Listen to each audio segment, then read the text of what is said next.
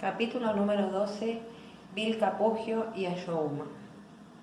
Una tarde andaba yo tratando de individualizar una pulga que me picaba la oreja izquierda cuando vi unas siluetas que se acercaban a la carrera.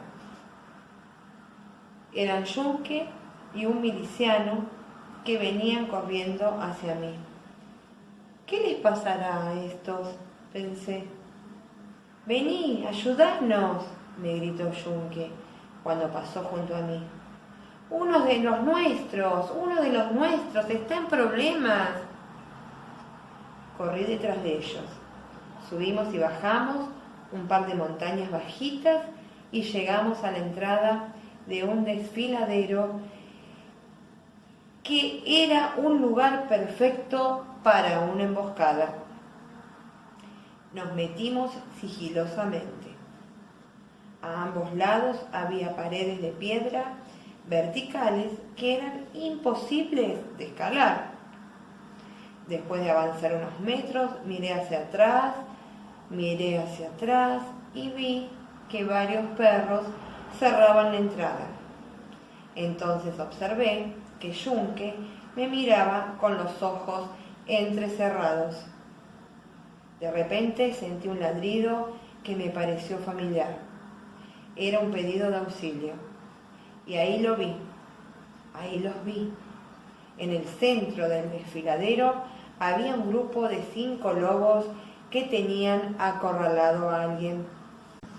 Los perros que había visto en la entrada ya estaban a nuestras espaldas y éramos muchos más que ellos. Me adelanté y les ladré a los lobos, que desviaron sus ojos amarillos de la presa y nos observaron con detenimiento. Yo amagué a atacarlos y en un segundo desaparecieron. De un salto me subí a la piedra que había protegido al acorralado y no pude creer lo que vi. Era Independencia. Sí, era Independencia, muerto de susto y temblando como una hoja. «¿Qué haces acá?», le dije. «¿Dónde están tu madre y tu hermano?». «Es una larga historia», me respondió. Volvimos al campamento. Ya estaba todo preparado para emprender el viaje hacia Potosí. Manuel había dado la orden de avanzar hacia el Alto Perú para acabar con los realistas. Yo tan tranquilo, creyendo que Connie y mis hijos estaban a salvo en Buenos Aires, pasando una plácida temporada junto al riachuelo, y resultó que los habían descubierto en el barco y a mitad de camino los habían tirado al agua. Nadaron hasta la costa, como pudieron, y empezaron a caminar sin saber a dónde ir.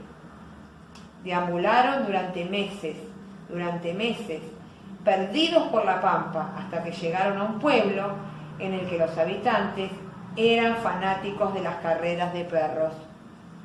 Así que ni bien los vieron, los tomaron prisioneros y obligaron a Connie y a Libertad a correr carreras contra su voluntad. Por suerte, Independencia no tenía pasta de corredor y lo soltaron por ahí. Y tuvo la fortuna de cruzarse con una columna de soldados que marchaba desde Buenos Aires a sumarse al ejército del norte. Entonces buscó la manera de unirse a la caravana con la idea de encontrarme y pedirme ayuda. Después de muchas peripecias y de casi ser devorado por los lobos, finalmente estaba conmigo. Esa misma noche, echados por el calor de un fuego, planeamos cómo rescatar a Connie y a Libertad. Tuve que armarme de coraje para decírselo a Manuel al día siguiente. Me lo pasé buscando el momento preciso. Cuando lo vi solo, sentado bajo un árbol, pensando quién sabe qué estrategias y haciendo dibujos como con un palito sobre el piso de tierra, nos acercamos con Independencia. Se sorprendió al reconocer a mi hijo. No hicieron falta muchos ladridos. Manuel entendió enseguida lo que nos preocupaba. Nos dio unas palmadas en el lomo y nos dejó ir. Mientras nos alejamos, sentí que lo estaba traicionando. Temí por su vida y por el resultado de la campaña independentista. Pero Manuel era grande y se las podría arreglar perfectamente sin mí. ¿O no? Nos llevó muchos días llegar a las inmediaciones de Rosario. A pesar de la tristeza y la preocupación que nos embargaba, fue lindo recorrer ese largo camino junto a mi hijo. Nos dio la oportunidad de conocer bien nuestros olores. Nos alejamos del río tierra adentro y llegamos al pequeño poblado. No eran muchas casas, pero a medida que íbamos metiéndonos por sus calles, nos llamó la atención la cantidad de gente que iba y venía. Después comprendí que era uno de esos días que los hombres llaman domingo y que todos esos gauchos venían de otras localidades a apostar en las carreras de perros. Independencia me condujo hasta una ranchería donde tenían prisioneros a los corredores. Detrás de los gruesos barrotes de madera daba pena ver a los pobres canes echados en el piso de tierra, esperando a ser llamados para correr. Revisamos todos los corrales, pero ni Connie ni Libertad estaban por ningún lado. Pusimos en acción nuestras narices y al cabo de un rato identifiqué el hermoso perfume de mi amada Connie. Sigilosamente seguimos el rastro que nos llevó hasta un campo de pastos bajos, donde estaban reunidas un montón de personas. Estaban paradas una al lado de la otra, formando una especie de U. Entonces los vimos. Libertad y Connie estaban atados a una misma correa que un hombre sujetaba en sus manos. Los gauchos gritaban enloquecidos, mostrando sus billetes, y otro hombre los recolectaba. Es ahora o nunca, le dije a Independencia.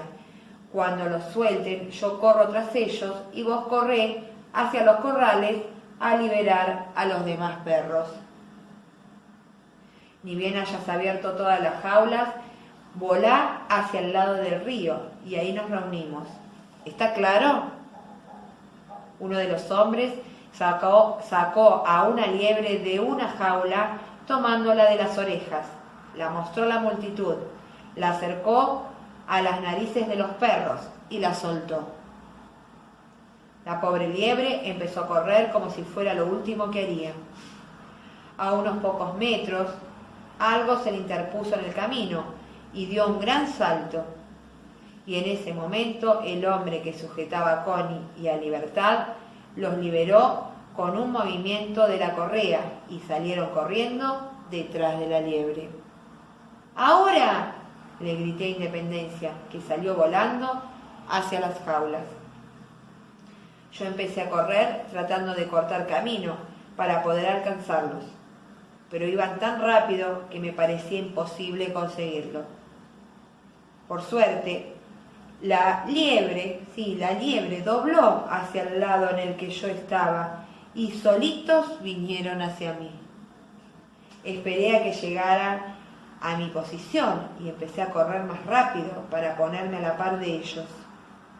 Cuando me alcanzaron, les ladré con todas mis fuerzas, pero ellos estaban como enajenados y no me oían ni me veían. Entonces tuve que tomar una resolución extrema. Me les crucé en su camino. Me atropellaron y los tres volamos por el aire. Cuando entendieron lo que había pasado y vieron que había sido yo el escollo, se pusieron muy felices. Pero a lo lejos vi que varios hombres montaban sus caballos y ya galopaban hacia nosotros. ¡Al río!, les grité. y corrimos como locos en esa dirección. A lo lejos vi un campo de maíz y pensé que escabullirnos por ahí sería una buena estrategia. ¡Síganme!, les grité. Nos metimos entre las plantas de maíz, que eran muy altas, y corrimos dando unas cuantas vueltas para despistarlos, tratando de hacerlo sigilosamente para no delatar nuestra posición. Llegamos a un borde del sembrado y agachaditos escapamos hacia la costa del río. Cuando llegamos, nos esperaba Independencia, junto a una perrita muy joven y hermosa. «Crucemos el río», les dije. «Al otro lado vamos a estar a salvo». Pero el río en esa zona era muy ancho, casi parecía un mar, y por poco no nos ahogamos. Por suerte se nos cruzó un camalote al que pudimos subir y nos llevó aguas abajo apaciblemente durante todo un día y toda una noche. Lástima que tuvimos que bajar para buscar algo de comida, porque si no, hubiésemos podido seguir navegando hasta Buenos Aires. El resto del viaje tuvimos que hacerlo caminando. En un poblado nos enteramos de que los patriotas habían sido derrotados en el Alto Perú, en las batallas de Vilcapugio y Ayohuma, lo que me llenó de tristeza. Esa noche sentí mucha culpa. Si yo hubiera estado ahí, tal vez las cosas habrían sido de otra manera. Solo esperaba que Manuel estuviese bien.